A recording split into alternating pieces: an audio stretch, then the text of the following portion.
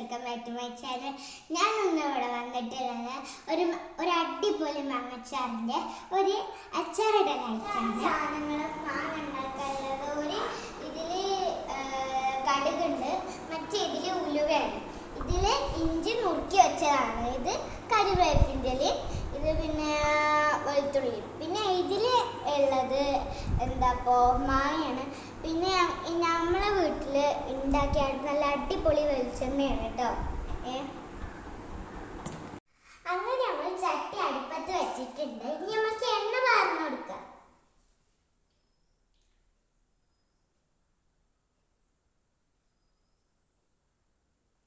അങ്ങനെ എണ്ണ പാർന്നെടുത്തു. നല്ല ഒറിജിനൽ എണ്ണയാണ് കേട്ടോ. ഇനി നമുക്ക് ഈ ഇതിലെ ഉള്ളി നമുക്ക് ചട്ടിക്ക് ഇട്ട് കൊടുക്കാം.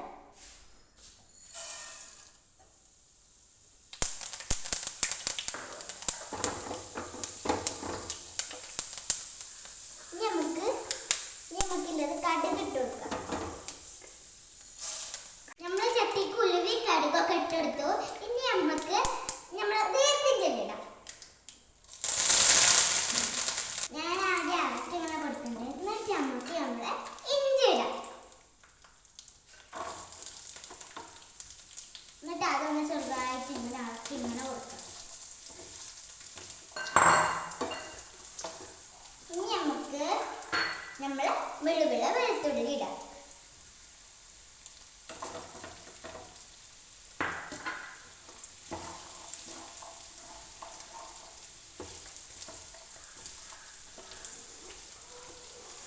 നല്ല സ്മെല്ല് വരുന്നുണ്ട് കേട്ടോ. അപ്പൊ മാങ്ങച്ചാറായ എങ്ങനെയാക്കാരം. ഹായ്. അപ്പൊ നമുക്ക് മുളകും പൊടി ഇട്ട് കൊടുക്കാം.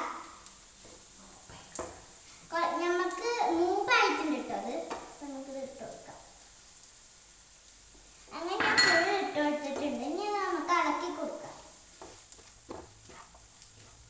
ഇനി നമുക്ക് കായപ്പൊടി ഇടാം.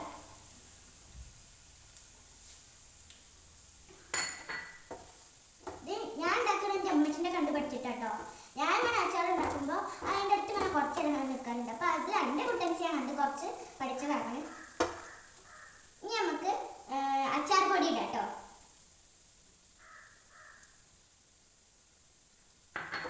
നമുക്ക് ഇളക്കി കൊടുക്കാം. ഇനി നമുക്ക് ആവശ്യത്തിന് കുറച്ച് ഉപ്പ് ഇട്ട് കൊടുക്കാം.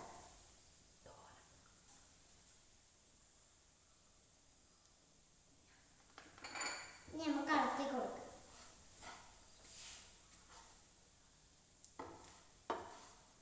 ഈ ഓഫ് ആക്കാൻ കേട്ടോ.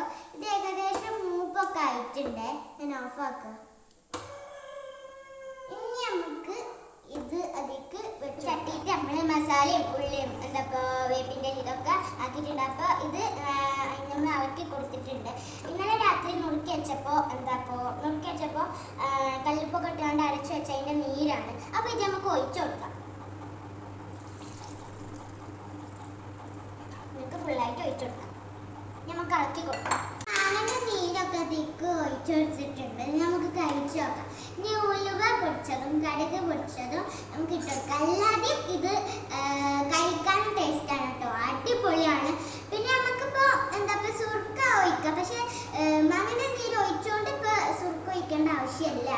അപ്പം നമുക്ക് കുറച്ചൊന്ന് ടേസ്റ്റ് ചെയ്തൊക്കെ എങ്ങനെയുണ്ട്.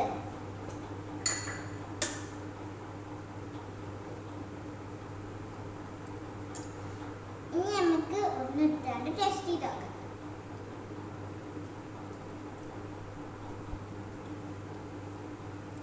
മാങ്ങൻ്റെ അതേമാതിരി തന്നെ ടേസ്റ്റും അതിൻ്റെ പുളിയും